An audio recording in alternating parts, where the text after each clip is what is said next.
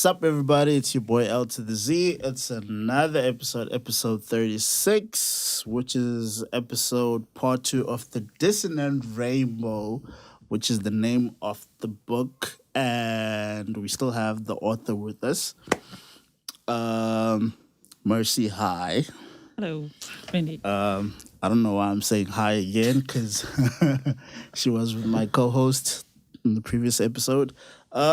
I would like to ask you some questions since my co-host decided to ask the political ones. But I know you had a lot to say about it.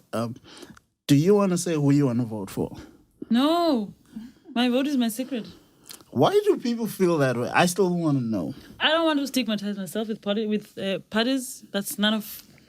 No, I don't want to, because I believe that if you start putting yourself out there as being very vocal and liberal about your party, your people are looking at you with the eyes of that. I look at you and I'm like, oh, you are AFM if you are that AFM, and then I'm like, okay, and then I look at you. You know, all the ills, all the sins of that AFM, whatever, they're on you. No matter how good you are, you know. So I don't want any. You see, I'm building my brand, and I don't want associations, especially with the political parties. Sorry. That's precisely why I have a problem with people who make a noise about voting, but still are not brave enough to say who they're voting for. If you want to vote, why can you not stand with your party? Because we all know every party is sinful, right? You know. So why don't you address the sins? I'm gonna decide on the ballot paper. I don't know who to vote. Actually. Because my co-host is also supposed to say who he's voting for.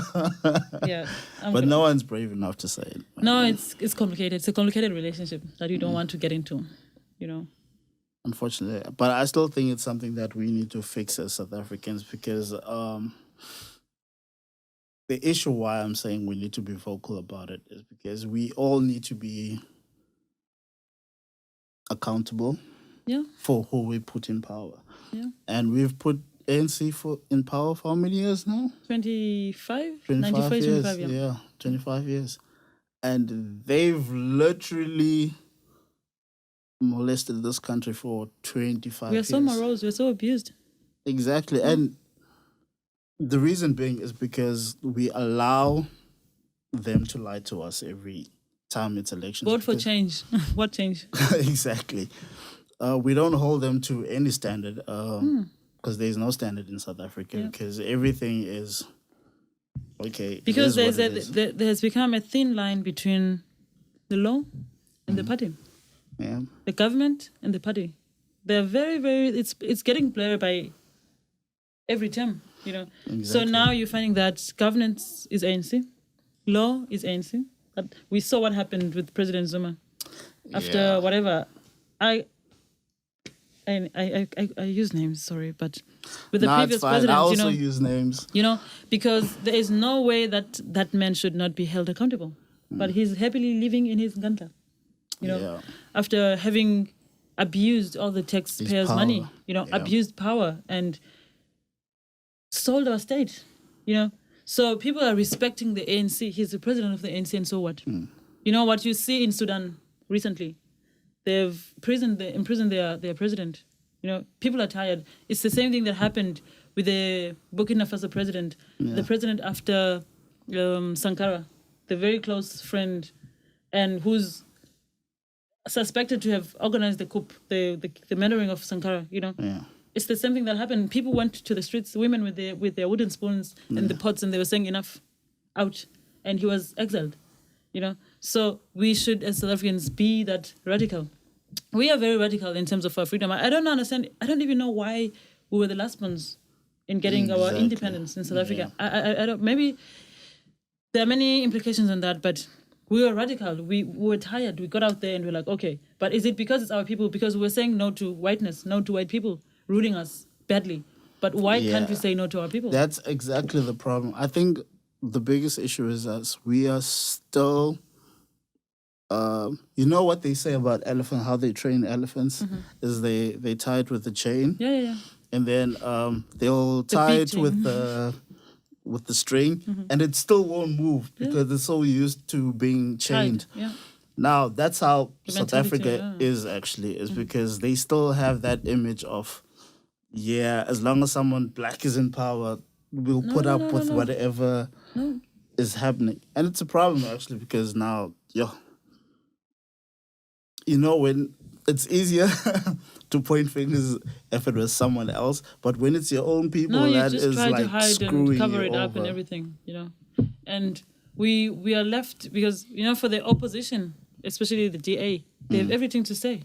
Because we're screwing up everything, almost everything. Which is why they don't want to give back the land, because they're like, Look they've been in power for so long. What are they doing? Happening? What have they done? They've bribed each other and given so and so land and not the other. So, but there's a conversation that I want to get into, that I think would be like a major transition for this country, which is something you talked about today on your status. You were talking about education, even bringing libraries into churches. When you get to that topic, there's a topic that I write under on my book. It's about how the church has to play a role into the transition, the whole role of the church in this whole transition. And I talk about the heavenly minded and earthly useless Christians. Christians have this perception of living in a bubble, praying in tongues and fasting and reading your Bible, quoting the Bible, blah, blah, blah. And you're not living life. When God had created us, I'm a Christian, I don't hide it. When God had created us, he said we should have what? Dominion. Dominion over the earth. What is dominion? It is leadership. It is taking control. It is authority. It is being responsible. It is everything. It is management. But you look at Christians of today and they're like, wow. Yeah. They don't even know. They don't care about current affairs. They will tell you about the world. But ask me, I laugh at this. How do you fantasize or be excited about the heaven you don't know when you can't live on earth? How do you thank the God you don't know and be glad and be rejoicing and everything when you can't thank the next person who has just saved your life or bought you food or paid for your transport? And the brother will be like, oh, praise God, I managed to get the money. Who gave you the money? You should acknowledge people. There's nothing bad. You're not putting a person above anything else. You're saying, thank you, brother, you helped me. So we have this floating idea of Jesus and God and the whole earth. You want to be living this separated life, this exclusive life that we are. Oh gosh, it just makes me, it's like leadership, responsibility, So when you have those kind of Christians who won't be caring about voting because it's earthly, I normally imagine things in my brain, and there's I'm a like, lot of politics in the Bible, and I'm like, the whole Bible is about leadership. The whole Bible is about transition. Israelites moving from Egypt to going to Canaan, they had to develop leadership structures within that. Now imagine South Africa coming from apartheid to democracy. The church should have been involved in the transition because part of the mess that we are in is because we Christians have taken a backseat in leadership. Yeah. We have taken a backseat in politics, So I imagine we Christians going back to God and he's asking us, so, Randy, what did you do with your life? I was living this holy life and I was separating my life from the world because I wanted to be holy in front of you. And God looks at a little foolish idiot.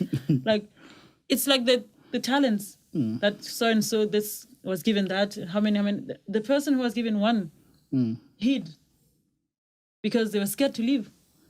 Christians of today are scared to live life. Yeah. They are like this floating whatever. We don't want to be contaminated. Why can't we mature? Grow up and lead. People ask me, do you mind being in politics, blah, blah, blah. I'm like, I don't mind being in politics. Oh, but it's too corrupt. I'm going to be incorruptible. Right there. And people are like, oh, no, you just don't get it. But when will we have Christians that are effective? Because the policies that are being passed that are against us as Christians, they are being passed because there's nobody to stand there and say no. Yeah, there's no one to rally against that, So we don't have to be so earthly useless. We can be heavenly minded, but let's start our heaven here. That's my ideology. But leave your heaven here. Take care of the animals, right? Take care of the plants. Be a responsible leader in your community. Leave heaven here. And then if you transition, whenever that happens, there should not be a gap between your life. Yeah. You know. I agree with you. I think the church is very docile. It's not involved in anything, actually. Like, take it even outside of politics and just talk about just its own community. Like, there's a church, like, almost in every street now. Yet there are communities that have no food, that have no housing, but church buildings are getting bigger and bigger.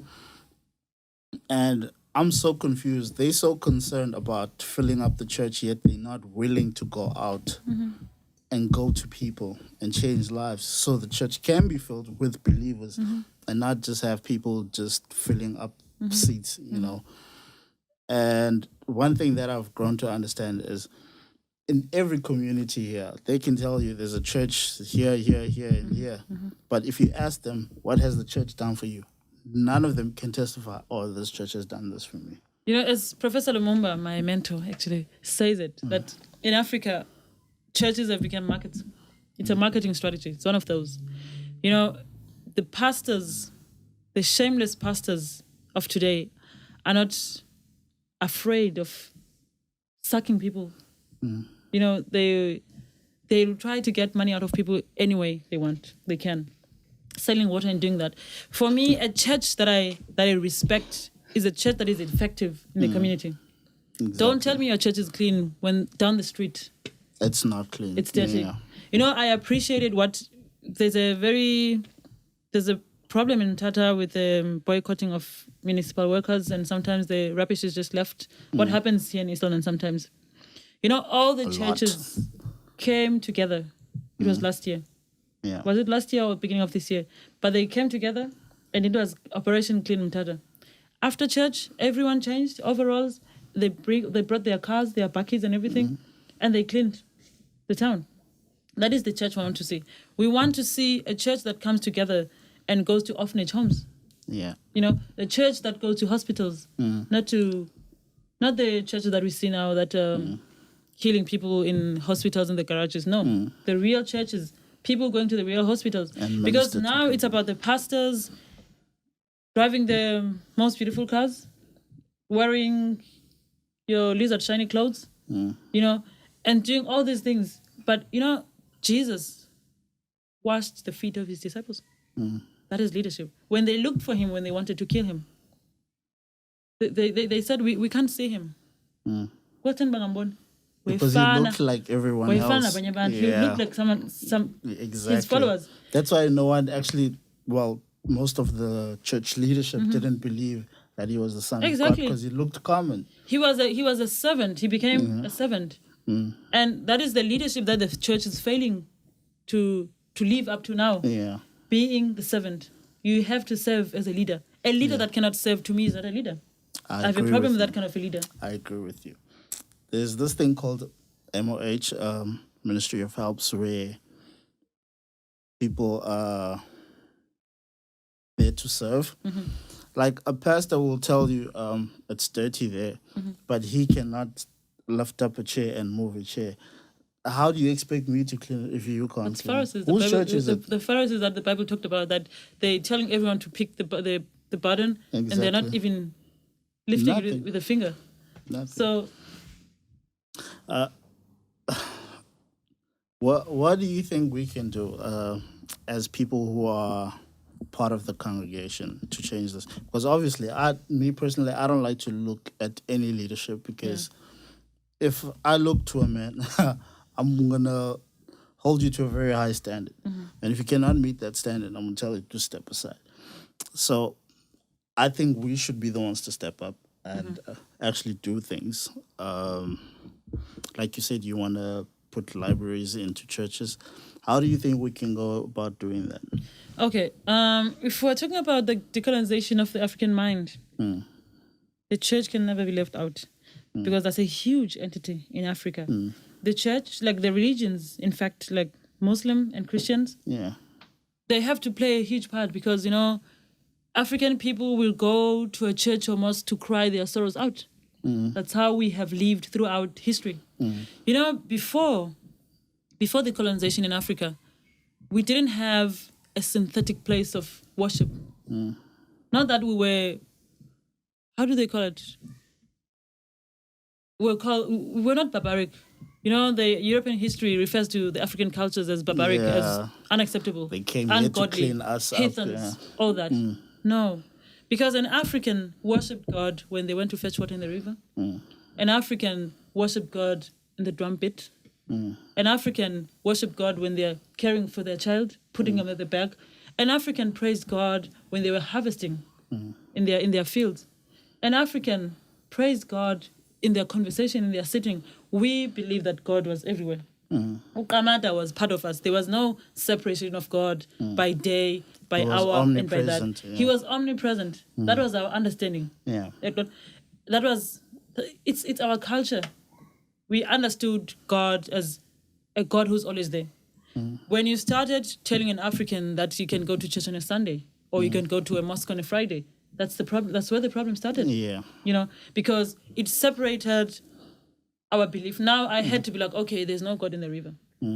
There's no God in tending my flock.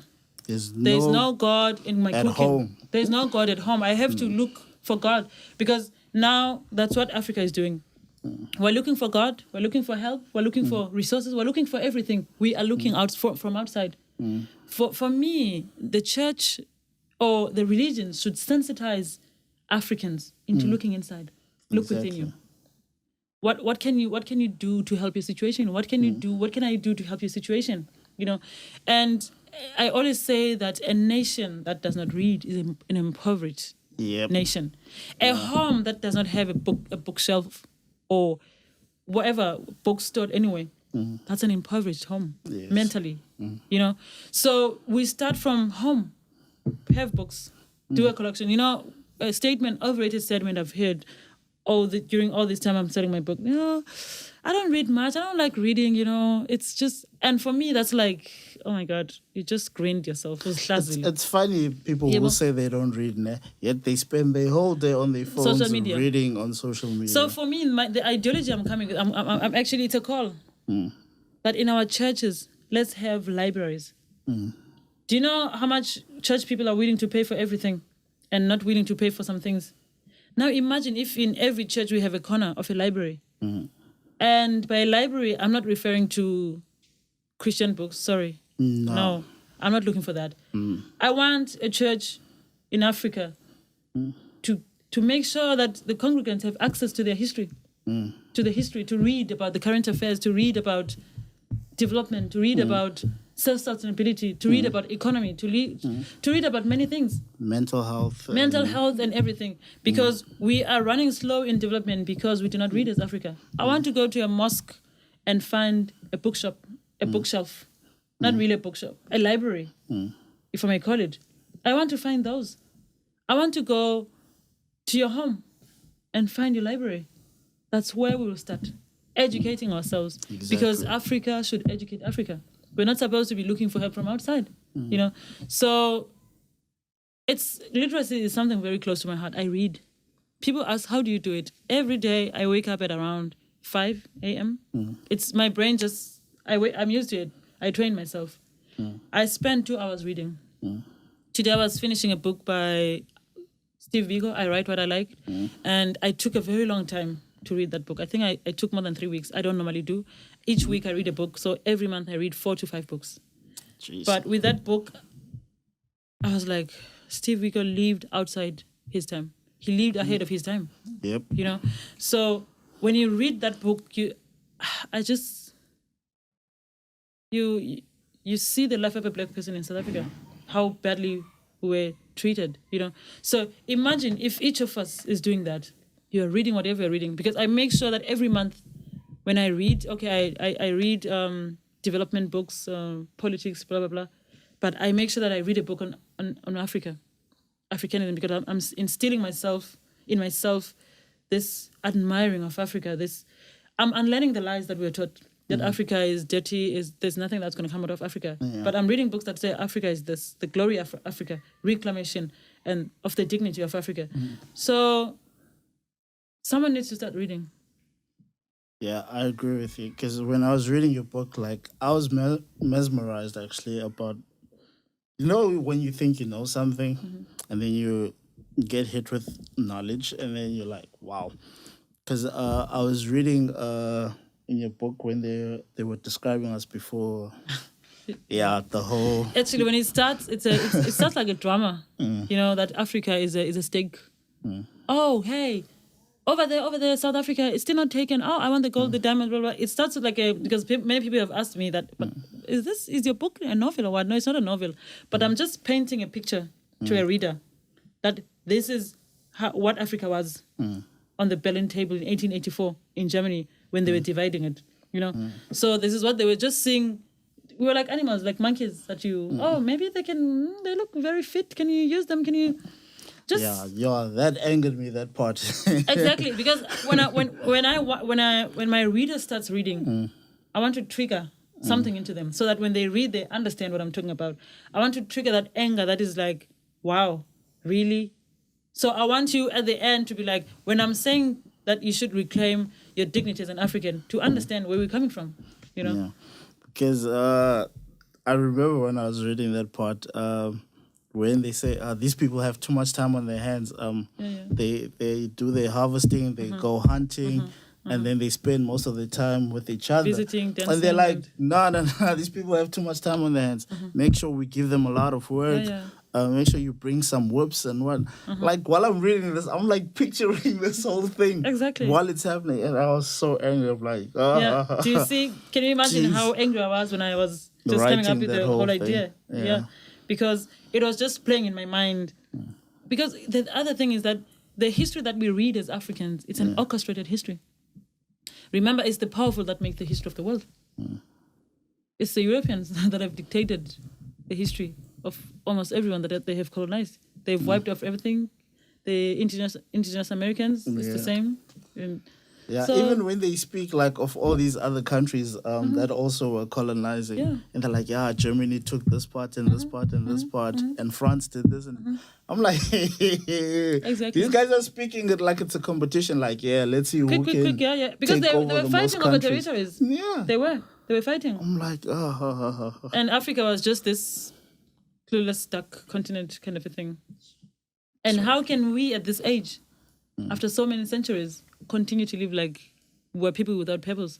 Yeah. What happened, but we have to move with times and tune into the dilemmas that are there, because what saddens my heart is that the Africans are decorating and flourishing in every part of the world. The African diaspora we're so educated, we are so skilled, we're so everything, but we're not here, we're not home. That's true. Can I ask you a question? It's a personal question. Would you ever marry a white man? Oh my God, that's tricky now. There's a reason why I'm asking you this. Personally, I would marry a black, white, blue, yellow, whatever person, as long as their mind is open. Okay. As long as they understand, as long as they don't have supremacy attached to them. I am marrying a human, not the skin color. Yeah. As I always say that I don't have a problem with white people. I don't at all. I would marry that white man as long as he understands the context. Actually, you're the first black person that I've seen post about, racism and colonization and all that, and still have white people engage in it positively rather than negatively. Because when we do it, we get attacked. So I've seen that white people actually like you, and I don't know if we're doing it the wrong way.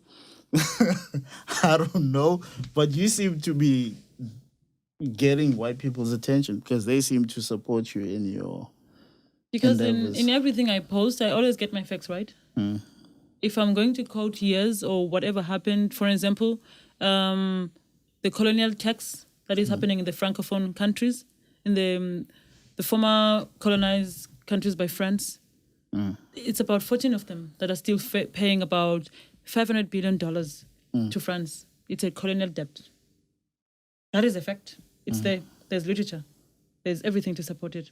And when I talk about that, I want you to show me where it's a person who's going to come up and say it's not true. Because the president of France before Macron, he had acknowledged that France without Africa would be nothing. So if you're coming up with those facts, and also in South Africa with schools that don't want black children to rock their hair because it's untidy. Yeah, so hey, that's another thing. When I come with that, I'm coming with all the facts. It's either you take it or you leave my timeline. Because I remember because I become very unapologetic. When I talk about black issues that affect us, I'm still unapologetic because I'm talking about facts, things that happen. So I think even some of them have inboxed me separately on the side and say, thank you for, you're really opening my mind into things I don't know. Remember, those people were indoctrinated when they were children. Exactly. It's not their choice. So we can't be just spitting them all the way. But sometimes we have to understand. And some of them had their fathers, their brothers, forced into being soldiers. As much as we black people have suffered in South Africa, there are white people who have suffered. That is reality. They did something they didn't want to do. True. They were taken away. They were ruined psychologically. They were caused to kill black people and all that. And some of them have written books to say that I did this and that and that, and I've been ruined. I don't have a family. My wife left me. Blah blah blah. So either way, all these sides were affected because they were white people who didn't want, who didn't support apartheid. You understand?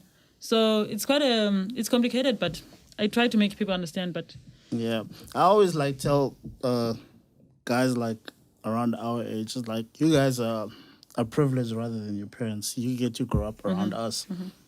To them, they didn't grow up around us. They grew up there, and we were somewhere down there. Yeah. So to them, it's very hard to unlearn all that behavior in that short period of time. And the country didn't take time unlearn the damage that was done. It just said, okay, let's sweep it under the rug and move on. So I always tell them, it's your guys' duty to go home and talk to your parents about such things, because you are the ones that are around us. You're supposed to tell them, these people aren't bad. Here's where they are, and here's where they go wrong. But we still need to play our role because we are privileged as white people, and say, okay, let us speak on their behalf. So yeah, that's what I talk about actually towards the end of my book when I'm concluding.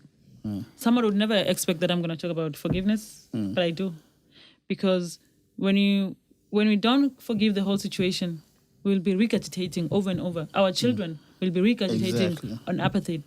And you know what the political parties are doing now, especially the ANC, they are regurgitating and they're manipulating people with history. People who lack knowledge perish, because if you knew, you'd say, you know what?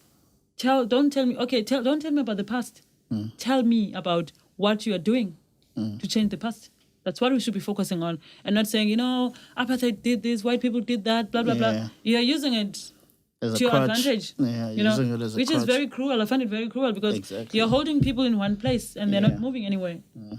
And so, so I talk about that, and I also talk about a national funeral. It's funny, I know, but it's laying to rest the ghost that has lived with us for 25 years after. Apartheid is a ghost. It's a subtle ghost that we live with. In the systems, economic system, in everything. Supremacy is there. Apartheid is there. Nothing has changed. But some things have changed, but in the deeper engraved systems, apartheid is still there.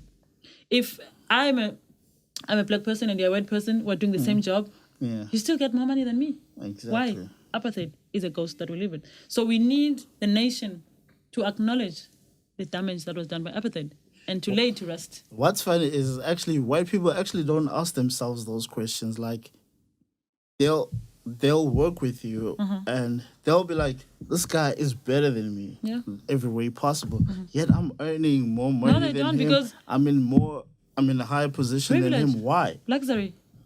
Why should you? It's just like masculinity. That men don't want to leave their place of control. When you're talking about 50-50, You find men telling you that you'll never get married because you're questioning whose standards? Who said they should be like that? No. If you're saying, you know what, I'm not going to cook every day when I'm married because I'm a human being, I get tired.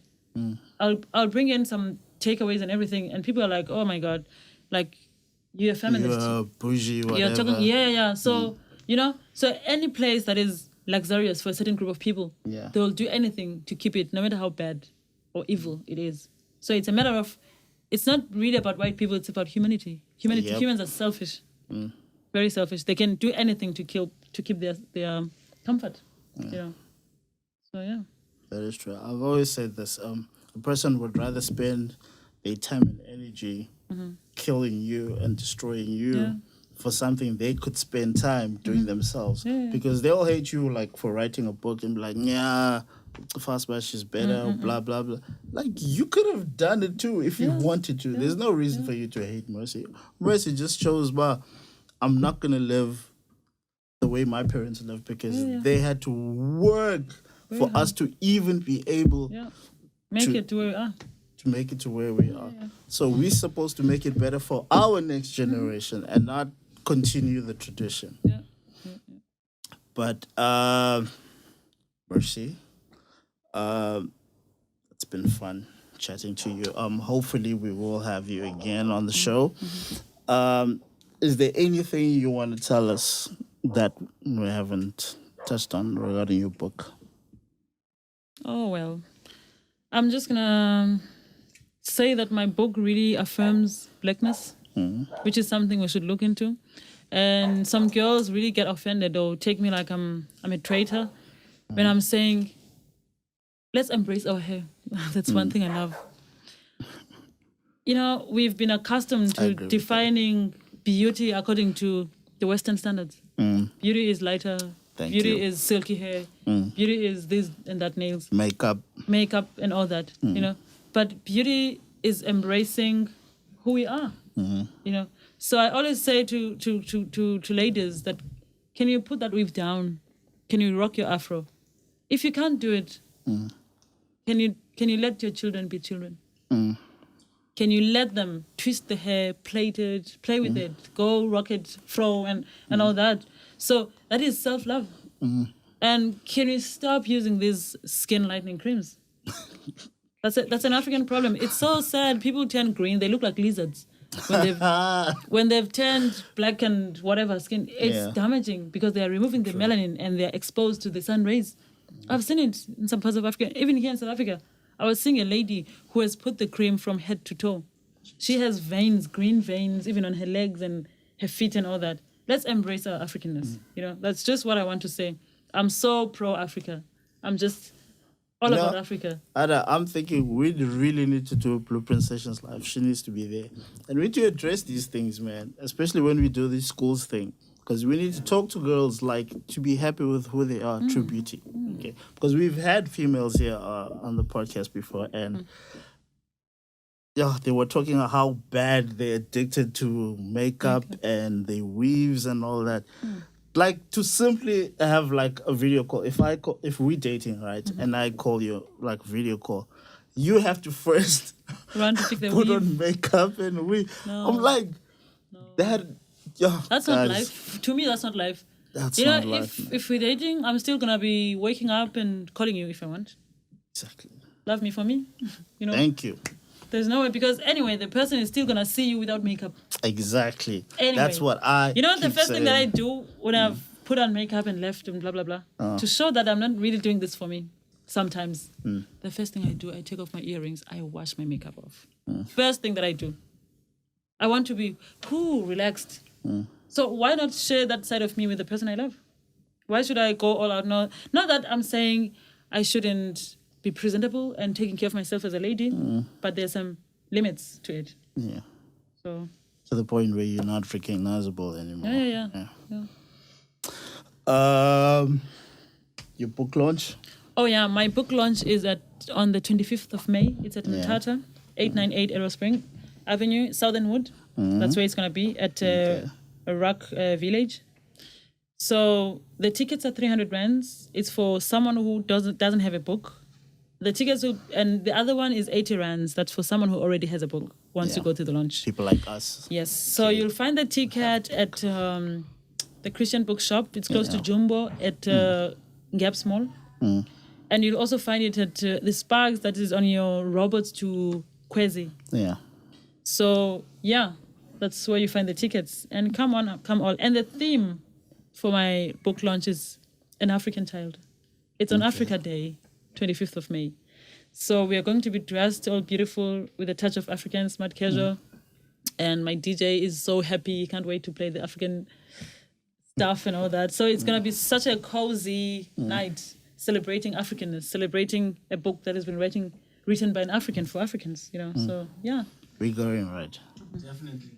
Yeah, I need to find African gear. Don't tell me you don't have it because I'm going to be offended. No, I have, but I don't know where it is. Find it. Because I wear my logo now every time, so I don't wear the majority of my clothes. Okay. Yeah, I'll have to find mine. Yeah. Your handles? Okay, so on Facebook, I'm Hombakazi Mercy Nqandeka, and on Instagram, I'm Nkosazana_H. And on Twitter, I'm Hombakazi Mercy Nqandeka again. Oh, sweet. Before we close off the show, I just want to say this is an awesome book. I've been reading this book. I'm not done with it yet, but I can tell you, just from what I've read, this is a mind-blowing book. And what's amazing about it is I actually know the author. Okay? And you've watched the whole episode until this far. You can tell she's a pretty cool person. Okay? And she's all African, which is super awesome. Okay? So support her, get a book. It's 220 Rand. Yes. And hopefully she can sign it for you if she I always is sign the in book town. and give it to my client with a hug, always. See? And today I'm getting my picture finally, okay? Because she did sign my book, but I didn't get a picture, but I am going to get a picture. Anyways, I am L-Zee Britain's Finest on all platforms, which is Facebook, Instagram, Twitter. And we are Blueprint Sessions on all platforms, including YouTube and SoundCloud. So subscribe and follow. You know what it is. Peace.